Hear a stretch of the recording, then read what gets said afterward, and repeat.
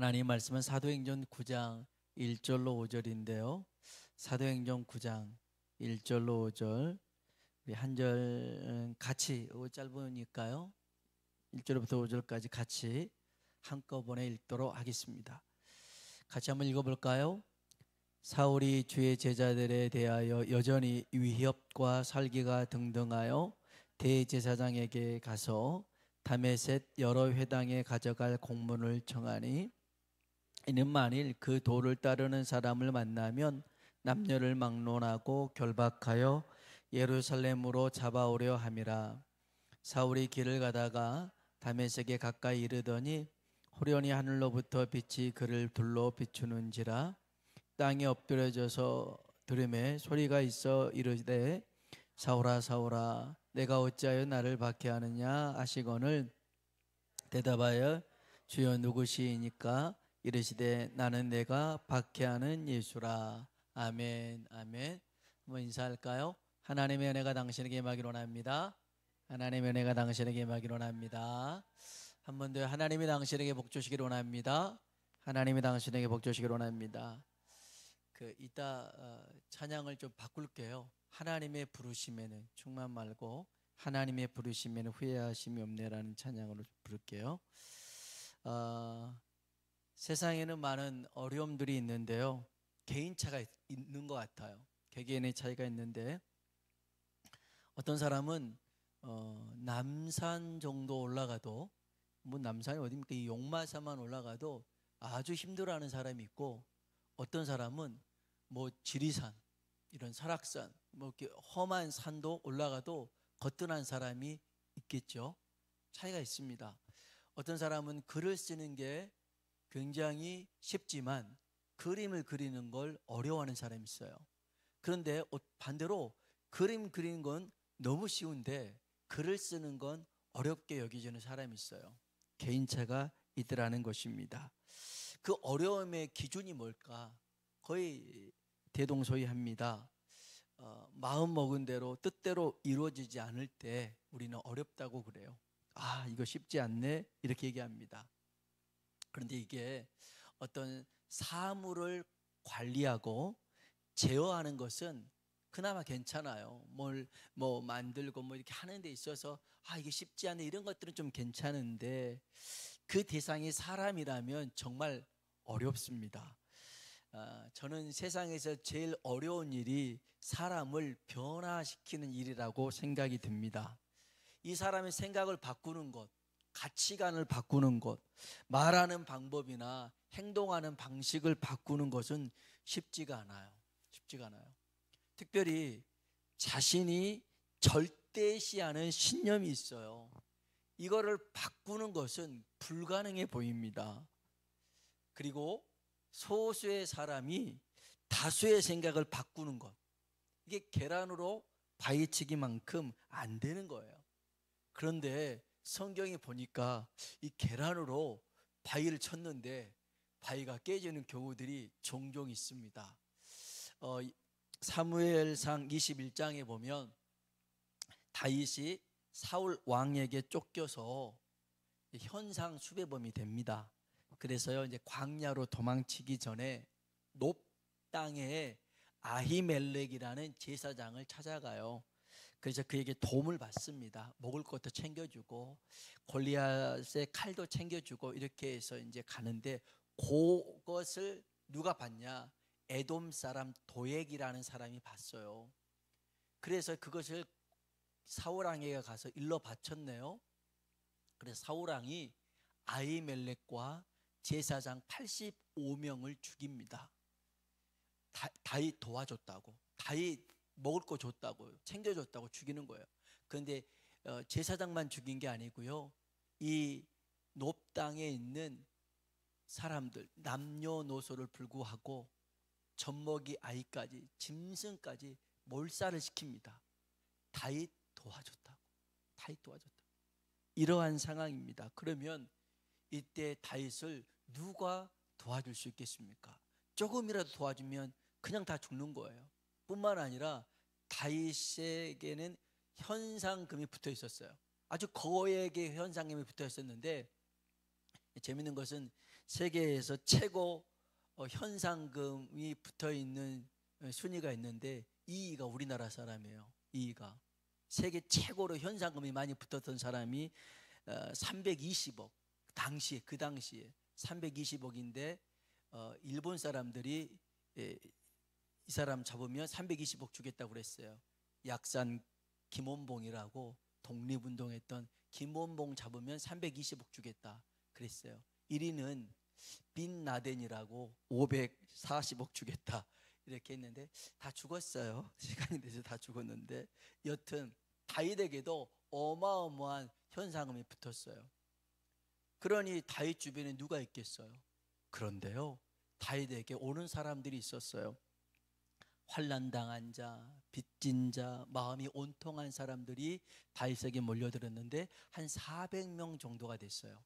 400명. 근데 여러분, 이 아까 말했잖아요. 환난당하는 자, 빚진 자, 마음이 온통한 이거 발음 안 되지? 마음이 온통한 자, 마음이 온통하나 봐. 그래가지고 그런 사람들 보면 특징들이 있을 거 아닙니까? 굉장히 말이 거칠고 부정적이고 불평불만이 많은 그런 사람들 아니겠어요? 사람에게 이렇게 좋은 일 있었으면 왜 굳이 강야로 찾아오겠습니까? 안 좋은 일 있으니까, 이 세상 괴로우니까 그냥 다윗에게로 가자 이렇게 왔는데 400명하고 다윗 혼자입니다. 여러분, 어떤 사람이 더 영향받기 쉽겠어요? 1대 400인데 이 400명이 다윗에게 영향받기 쉽겠어요? 아니면 다윗이 400명에게 영향받기 쉽겠어요? 전자예요, 후자예요? 헷갈리세요? 다시. 자, 400명이 다윗에게 영향받기 쉽겠어요? 아니면 다윗이 400명에게 영향받기 쉽겠어요? 전자예요, 후자예요? 후자겠잖아요. 이 400명의 사람들이 아까 얘기했잖아요. 말도 거칠게 하죠. 막 불평불명하죠. 이게 부정적인 말이 훨씬 더 자극적이잖아요.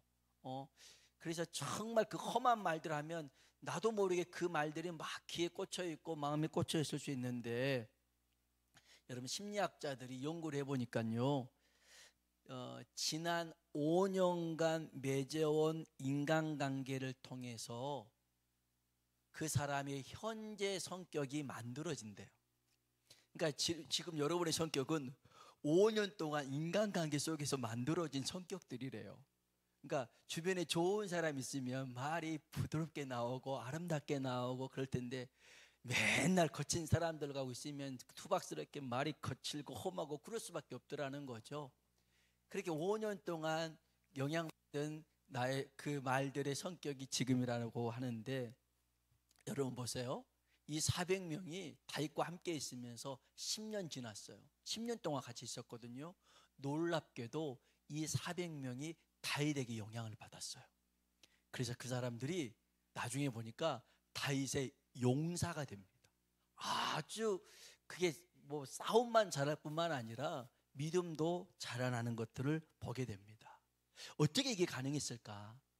여러분, 다윗이 항상 하나님의 임재 앞에서 많은 시간을 보냈더라는 겁니다. 다윗은 하나님과 동행했다는 뜻이에요. 성경을 보면 시편 27편 8절입니다. 같이 한번 읽어볼까요?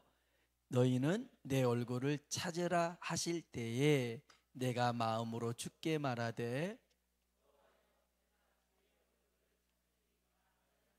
아멘. 주님이 그랬어요. 하나님이 너희는 내 얼굴을 찾으라. 그럴 때 하나님, 내가 마음으로 주님께 말하지 않습니까? 내가 주의 얼굴을 항상 찾습니다. 그 쫓겨가는, 그리고 자기 혼자 몸 건사하는 게 아니라 400명과 또 가족을 건사해야 되는 그런 그 책임감 무거운 상황 속에서 정말 그가 할 수 있었던 건 뭐냐면, 다윗은 하나님만 바라보고 나아갔더라는 거예요. 하나님만. 보통 사람들 같았으면 감당할 수가 없었을 거예요. 그러나 다윗이 특별한 사람이 아니라 특별한 하나님을 날마다 바라봤더라는 것이죠. 그렇기 때문에 다윗이 우리에게도 동일하게 이렇게 하라고 권면합니다. 그게 역대상 16장 11절이에요. 다윗이 우리에게 하는 말이에요. 읽어봅시다. 여호와와 그의 능력을 구할지어다. 항상 그의 얼굴을 찾을지어다. 아멘. 이것은 다윗이 사람들에게 하는 말이에요. 하나님과 그 능력을 구해라. 항상 그의 얼굴을 구해라. 어떻게 이렇게 말할 수 있어요? 자기가 그렇게 살았거든요.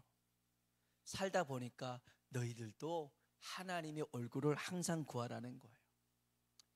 제가 이제 목회를 하면서 이제 전도사 임명을 2000년도에 받았는데요. 거의 이제 뭐 그전에도 뭐 교육 전도사도 했는데 한 30년 이렇게 하면서 목회를 하면서 제일 힘든 게 있었어요.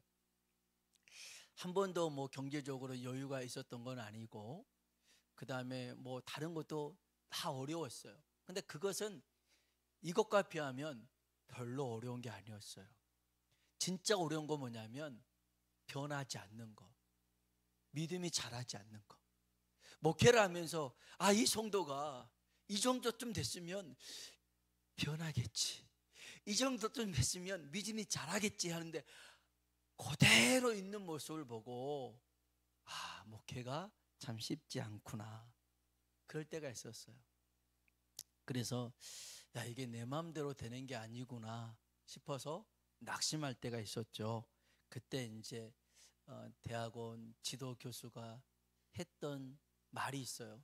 뭐 이건 그냥 다 아는, 누구나 다 아는 말인데 또 그 당시에는 제 귓가에 들리더라고요. 그 당시에는 위로가 되는 말이었어요. 김 목사님이 하나님은 아니잖아요, 그 말이었어요. 당연히 제가 하나님 아니죠. 김 목사님이 하나님이 아닌데 목사님이 다 하려고 하세요. 생각해 보니까 제가 내 마음대로 다 어떻게 하든지 해보려고 하는데 안 되더라고요. 물가까지 끌고는 가는데 물을 안 먹으면 소용없잖아요. 그게 낙심됐는데 하나님도 지금 기다리고 계시는데 김 목사님 기다리세요, 그런 거였어요. 그러면서 제게 주셨던 은혜가 뭐였냐면, 그래, 하나님을 확실하게 만난 사람은 변화된다. 하나님을 제대로 만난 사람 변화된다. 어설프게 만나니까 변화가 안 되는 거예요. 여기서 어설프다라는 말은 어떤 말이냐면, 문제가 있을 때만 하나님 찾고 문제가 없을 때는 하나님 안 찾는 사람이 어설프게 만나는 거예요. 어설프게. 여러분, 어설프게 하나님 만나지 말고 제대로 확실하게 만나길 주의 이름으로 축복합니다. 여러분, 은혜의 주도권은 하나님이 지고 계셔요. 그래서 하나님이 뭐라고 그러냐면, 내가 은혜 베풀 자에게 은혜를 베풀 거다, 내가 긍휼히 여길 자에게 긍휼히 여길 거다. 그 주도권은 하나님이 지고 계신다는 거죠. 그럼에도 불구하고요, 우리 하나님은 구하는 자에게, 두드리는 자에게, 찾는 자에게 만나 주신 줄로 믿습니다. 분명 하나님이 은혜 베풀 자에게 은혜 베푸고 긍휼 베풀 자에게 긍휼 베푸시는데, 그럼에도 불구하고 구하고 찾고 두드리는 자는 외면하지 않고 만나 주시겠다라는 거죠. 누가복음에 보면 삭개오가 나와요. 그 삭개오가 목마름이 있었어요. 주님을 향한 갈급함이 있었어요. 사모함이 있었어요. 그렇기 때문에 주님께 나아갑니다. 그런 삭개오를 주님이 이렇게 불러주셔요. 누가복음 19장 5절이에요. 같이 한번 읽어볼까요? 예수께서 그곳에 이르사 쳐다보시고 이르시되, 삭개오야 속히 내려오라, 내가 오늘 내 집에 유하여야 하겠다 하시니. 아멘, 아멘. 여러분, 삭개오가 지금 어디 있어요? 뽕나무 위에 있잖아요. 집에서 드라마 보고 있는 삭개오에게 삭개오야 이렇게 불러주신 게 아니에요. 스마트폰에 빠져 있고 게임에 빠져 있고 막 이렇게 쇼핑에 빠져 있는 이 삭개오를 보면서 주님이 삭개오야 내가 오늘 널 만나주겠다 한 게 아니었어요. 삭개오가 주님을 보고 싶어서 달려갔는데 사람이 너무 많아요. 자기 키는 작아요. 그냥 돌아갈 수밖에 없는 상황이에요. 집에 돌아가서 연속극 보면 돼요. 드라마 보면 돼요. 그런데 그렇지 않았잖아요. 어디로 올라가요? 뽕나무, 돌무화과 나무 위로 올라가잖아요. 올라갑니다. 그렇게 주님을 찾았어요. 구했다고요. 그러니까 주님이 삭개오야 이름 불러주면서 오늘 너네 집에서 하룻밤 자야겠다. 할렐루야. 오늘 이 밤 주님이 우리를 만나주시는, 그리고 그 주님 앞에 찾고 구하고 두드려 나아가는 우리가 되길 주의 이름으로 축복합니다. 오늘 본문은 바울 되기 전 사울이 그리스도인을 핍박하기 위해서 다메섹으로 가다가 부활하신 예수님을 만난 내용입니다. 이 사울은 절대 변하지 않을 것 같은 사람이었습니다. 그는 바리새인 중에 바리새인이라고 자랑했던 사람이고요, 자기 신념을 지키기 위해서는 스데반 집사를 죽이는 그 일에도 아주 당당하게 그 죽음 앞에서도 개의치 않았던 사람이 사울이었습니다. 이 사람은요 정말 부러질지언정 꺾이지 않았던 사람이었습니다. 그런데 살아계신 주님을 만나죠. 부활하신 주님을 만납니다. 그래서 그는 자신의 모든 것을 포맷합니다. 다시 리셋합니다. 그리스도 안에서 새 것이 됩니다. 그래서요 주님을 위해서라면 모든 것을 버릴 수 있는 사람이 되었습니다. 사울이 그리스도인을 색출하려고요 대제사장에게 공문을 받아서 다메섹으로 가고 있습니다. 자기 생각에는 이건 옳은 일이었습니다. 이거는 잘하는 일이었습니다. 아주 자랑스러운 일이었죠. 우리 한번 성경 볼까요? 사도행전 9장 1절 2절에 있는 말씀입니다. 읽어봅시다. 사울이 주의 제자들에 대하여 여전히 위협과 살기가 등등하여 대제사장에게 가서 다메섹 여러 회당에 가져갈 공물을 청하니 이는 만일 그 도를 따르는 사람을 만나면 남녀를 막론하고 결박하여 예루살렘으로 잡아오려 함이라. 아멘, 아멘. 아주 위협과 살기가 등등했더라는 거예요. 어느 누구도 이 사울을 막을 수 없었다는 것이죠. 그렇게 가는 길에 살아계신 주님을 만납니다. 3절입니다. 3절 읽어볼까요? 사울이 길을 가다가 다메섹에 가까이 이르더니 호련히 하늘로부터 빛이 그를 둘러 비추는지라. 아멘. 다메섹으로 가는 길에 하늘로부터요 빛이 비치기 시작합니다. 그리고 이런 음성이 들립니다. 사도행전 9장 4절입니다. 읽어볼까요? 땅에 엎드러져 들음에 소리가 있어 이르시되 사울아 사울아 내가 어찌하여 나를 박해하느냐 하시거늘. 아멘. 사울아 사울아 내가 어찌하여 나를 박해하느냐. 이걸 다른 사람 못 들었는데요 사울이 듣습니다. 사울이 들어요. 꼬그러져 있는 이 사울이 들어요. 그래서 아주 그 막 작은 소리로 지구멍에 막 들어가는 소리로 막 이렇게 합니다. 주여 니시나이까 이렇게 얘기해요. 5절 한번 봅시다. 같이 한번 볼까요? 읽어 봅시다. 대답하되 주여 누구시니까 이르시되 나는 내가 박해하는 예수라. 아멘. 사울이 물어보잖아요. 주여 누구시니까. 이건 두려움 속에 사는 거예요. 정말 누군지 몰랐어요. 그때 주님이 그럽니다. 한번 따라합시다. 나는 내가 박해하는 예수라. 아멘. 여러분 잘 보세요. 사울이 예수님을 박해한 적은 없어요. 예수님이 죽고 부활하시고 승천하신 후에 사울이 이런 일을 한 거예요. 그러면 그가 아까도 봤지만 지금 다메섹에 왜 갑니까? 그 도 예수 그리스도를 믿는 그리스도인들을 잡아서 결박시켜서 저 예루살렘으로 끌고 가려고 하는 겁니다. 그리스도인을 박해하는 거였습니다. 그런데 주님은 그것이 나를 박해하는 것이라고 말씀하십니다. 여러분 주님은요 이렇게 말씀하신 적이 있어요. 지극히 작은 자 하나에게 한 것이 곧 내게 한 것이다. 이게 이제 마태복음 25장에 보면 이런 말씀이 나와요. 거기 41절부터 46절까지 한번 볼까요?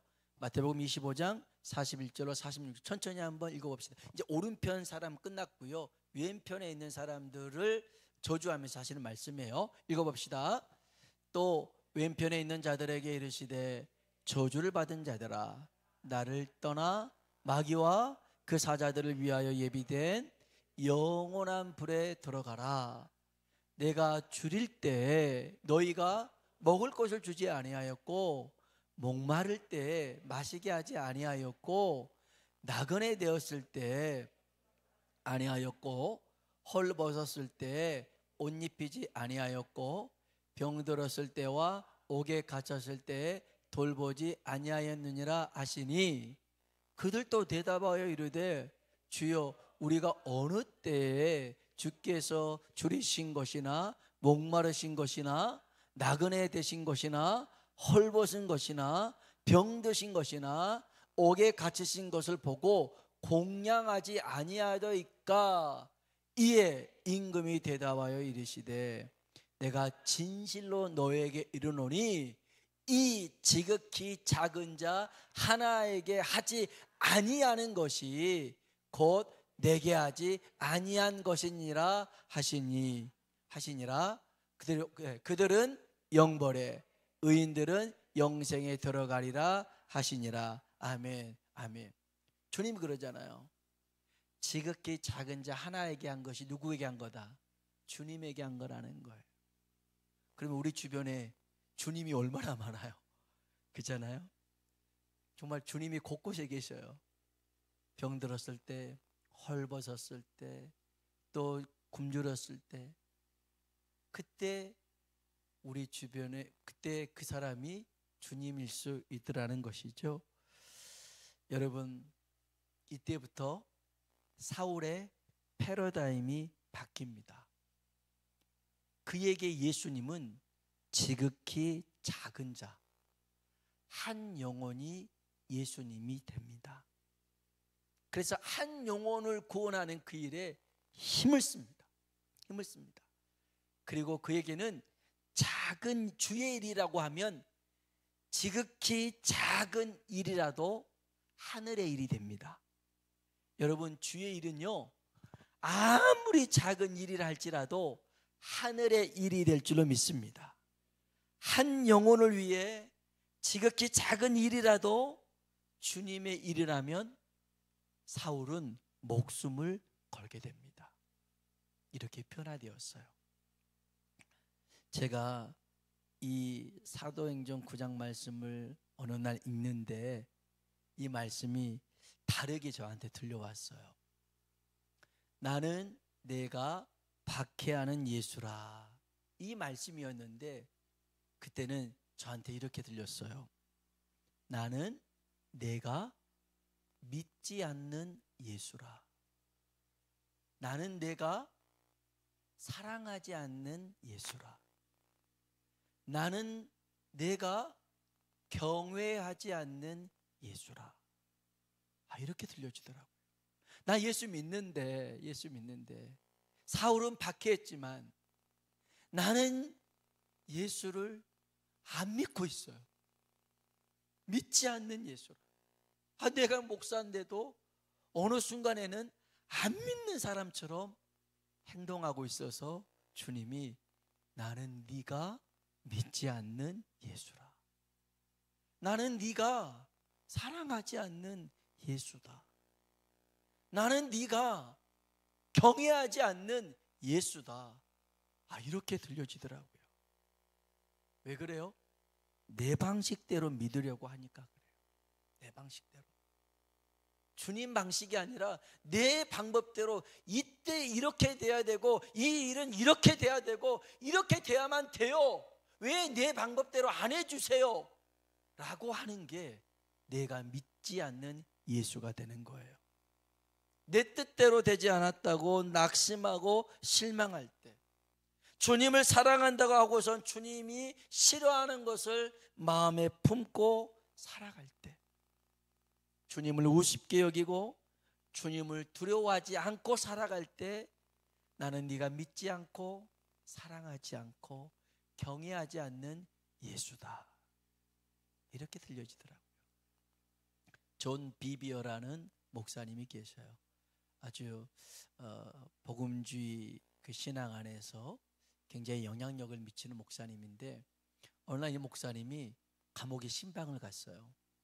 이 사기죄로 감옥에 갇혀 있는 목사님을 신방 갔어요.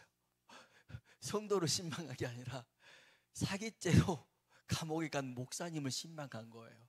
웃기잖아요. 목사님이 사기죄로 감옥에 갔다는 게 얼마나 웃겨요. 웃길 일이 아니고 괴로운 일이지. 그래서 그 목사님 만나서 물어봤어요. 언제부터 예수님의 사랑에서 멀어지기 시작했어요? 그랬더니 그 목사님이 그래요. 나는 예수님의 사랑에서 멀어진 적이 없어요. 그런 거예요. 아니, 그러면 당신의 간음과 사기 행각은 어떻게 된 겁니까? 그 죄 때문에 지금 여기 와 있는 거 아니에요? 그랬더니 이 양반이 뭐라고 그러냐면, 나는 하나님을 단 한 번도 사랑하지 않은 적이 없어요. 다만 나는 그분을 두려워하지 않았어요. 그런 거예요. 주님을 사랑만 했지 두려워하지 않아서 그 죄악 가운데 계속 살다가 감옥까지 왔더라는 것이죠. 나는 내가 경외하지 않는 예수라. 얼마나 가슴이 아픕니까? 출애굽기 20장 20절에 보면요, 하나님께서 우리에게 주신 말씀이 한 구절이 있습니다. 우리 마지막으로 읽고요, 같이 한번 찬양을 부르겠습니다. 읽어볼까요? 하나님이 임하심은 너희를 시험하고 너희로 경외하여 범죄하지 않게 하려 하심이니라. 아멘. 하나님이 우리 가운데 임하심은 우리로 하여금 하나님 두려워하는 마음을 가지고 뭐 하지 않게 하려고요? 범죄하지 않게 하려고. 그래요. 그런데 우리 안에 하나님 두려워하는 마음이 사라지면 죄가 너무 쉬워지고 가까이 있고 그렇게 내가 자주 넘어지게 되더라는 것이죠. 오늘 이 사울을 만나 주셨던 그 하나님의 주님의 은혜가 우리에게도 동일하게 임해져서 정말 더 깊이 주님 사랑하고 믿고 주님 경외하는 우리가 되길 주의 이름으로 축복합니다.